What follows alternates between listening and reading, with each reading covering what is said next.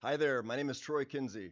In this video, we discuss another important tool that we can use to improve how we deliver and support services, holding effective discovery workshops. Properly organized workshops that include delivery and support teams and customer representatives can be extremely valuable. Besides providing useful information, these can also be a fantastic opportunity to initiate new relationships and improve on existing ones. This video will walk through a sequence of steps on how to set up and validate our maturity assessment through workshops and better understand our customers' priorities. If you're unfamiliar with the term maturity assessment, please check out our training series, Service Management Essentials. So if executed well, workshops can provide invaluable information to set target objectives that we can use as the foundation for service agreements. Because we have a video dedicated to use cases, we're not going to go through how to create a use case in this video. Instead, we'll include a link in the description below. But suffice to say, the process documentation can be rather lengthy, making it difficult to read and comprehend in a short period of time. Whereas a use case is a short, simple, straightforward description of a process flow. Now, I bring this up because cross-functional workshops are an excellent opportunity to incorporate use cases. So what are we hoping to achieve with our first workshop? Remember our mantra, we will be successful if. So how do we finish that sentence? Remember, it's always important to start with our intended outcomes. Providing this clarity up front helps ensure that our solution will successfully deliver to those outcomes. Now, once we've conducted an initial maturity assessment with the team and conducted interviews to validate that assessment, we really should have a solid understanding of what the expectations are with regards to our services and how well we're delivering to those expectations.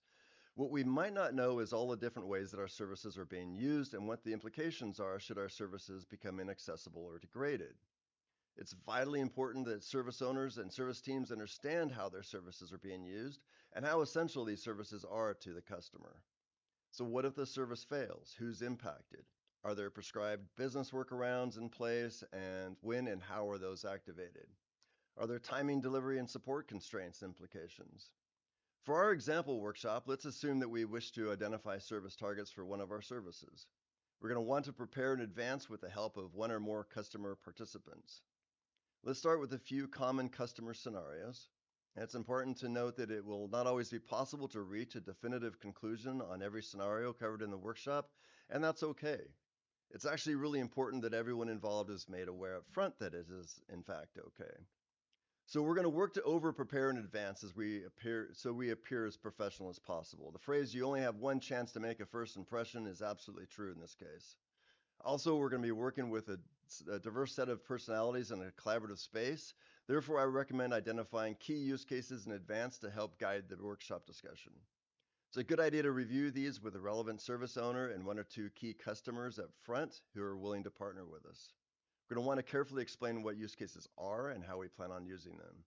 This will help set expectations for what we hope to achieve and what approach we're going to take to achieve our objectives. Remember to arrive at least 30 to 60 minutes prior to the start of the workshop to set up the room. This is an opportunity again to demonstrate to our stakeholders that we really care about our customers and their opinions. We want to learn more about their business. Also, typically schedule a preliminary pep talk prior to each workshop with those helping to lead. We want to make sure that these workshops are fun and engaging. Workshops don't have to be negative, dull, and boring. These should be interactive discovery events. You can even start with light music to set the stage. Delta Blues is my personal go-to favorite. Just make sure we keep the volume down. Tactics and preparation. So limit the number of participants to no more than 20 people per workshop, divided into four groups or four or five. Any more, it's going to be hard for everyone to get a chance to be heard, and any fewer, and we're not likely to obtain a sufficiently healthy cross-section of perspectives. Separate into 3 or 4 teams. This enables more diversity in thought and perspectives and helps create a livelier and more interactive workshop.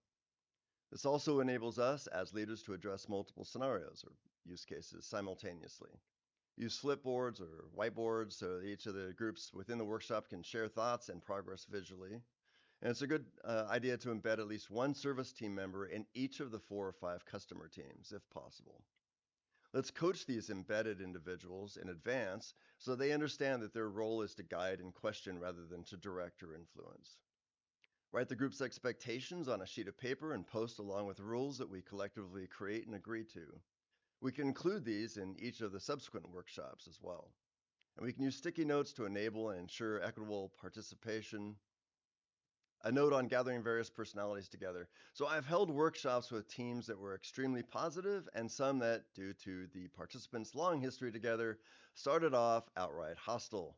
Often very bright and capable professionals, frankly, get stuck.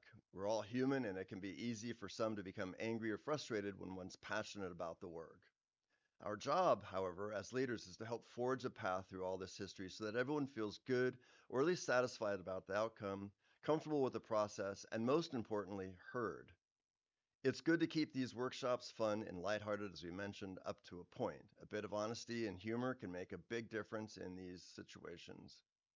Sometimes humor can help diffuse a negative atmosphere. But be careful, it's also easy to lose control if participants don't feel that this is an exercise to take seriously. So let's set those clear expectations up front. So launching the workshop. Workshops should be very interactive. We've talked about this. This is an opportunity for customers to do most or at least a good deal of the talking and role playing with members of the delivery and support teams. As we noted earlier, members of the service management team, those representing the delivery or support of the services, should act more as observers and guides, actively participating but with a light touch. We should be continuing to ask, what are we trying to achieve? Why is this important? What do we hope to plan to do with the information that we captured today? We can post these expectations on the wall for everyone to see as well throughout the meeting. So the process, each team should acquaint themselves with their particularly assigned use case, preferably ahead of the workshop. Each team should designate one spokesperson for the team, one driver of the use case scenario, and one scribe, so someone who takes the notes. As the group walks through each use case, they should introduce what-if scenarios. So what if, all of a sudden, one of the key services becomes degraded or unavailable? How would the customer react or compensate? What options do they have? How critical is the time factor? So for example, is 15 minutes okay, but 25 minutes is unacceptable, and why? During this walkthrough, the scribe should record any findings. At the end of the walkthrough, the team should discuss amongst themselves what they learned. I typically ascribe 20 minutes or so for each walkthrough and then ask the spokesperson from each team to share their takeaways with the rest of the workshop. So outcomes. One key outcome of our workshops will be well-documented scenarios that we can use to help train and communicate to the rest of the team. But really the key takeaway is a better understanding of the true impact on customers for degraded or unavailable services, as well as what workarounds they use. On a related note, for employee onboarding programs, I typically include an opportunity for each new team member, including managers and developers, to spend time alongside customers to really understand how they use our services and how they're impacted when those services are disrupted. So this concludes our video on how to hold successful service management workshops. Hopefully you found this helpful and informative. As a reminder, if you haven't yet checked out our course, Service Management Essentials, please do so. Otherwise, we'll see you in the next video. Thank you for your time and for your support always. Take good care and have a great day.